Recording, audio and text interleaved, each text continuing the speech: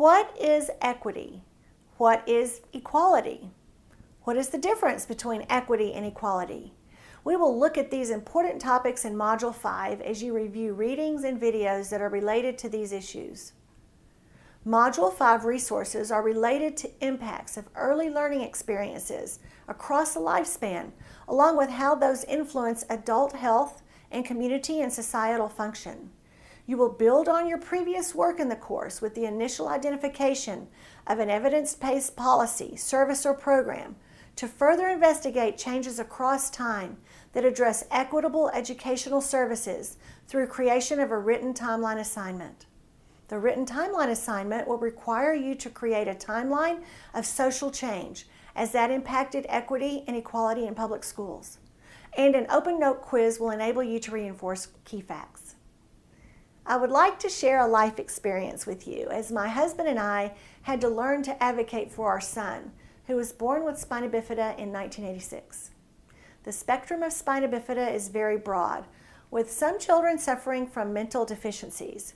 However, others do not have cognitive impairment, which was the case with our son. So even though he had a physical disability and had to use a wheelchair, he was in all other respects a normal student.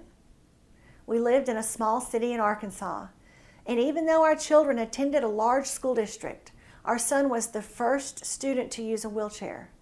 As he went from elementary to intermediate to middle to junior high to senior high school, we had to educate the school administration, including his teachers and coaches.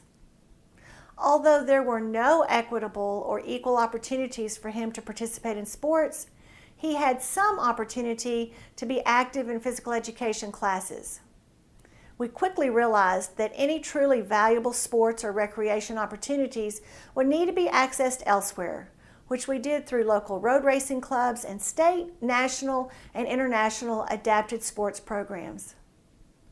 However, my story is not the typical story for a child with a physical disability, and it is important to note that.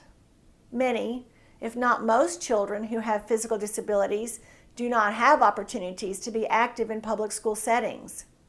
When visiting public schools as a student-teacher supervisor, I noticed that most often kids with physical disabilities were given scorekeeper or managerial responsibilities in physical education, or they would be shuttled off to the side of the group and be assigned to a special activity.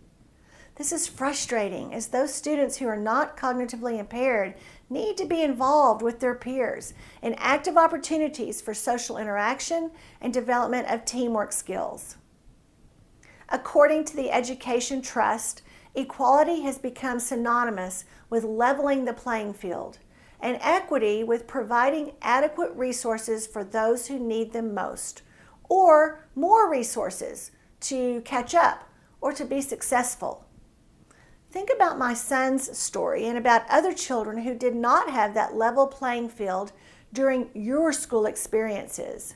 As you read the Module 5 reading materials and videos, ask yourself, how might that have been different?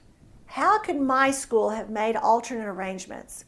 What resources would have been required?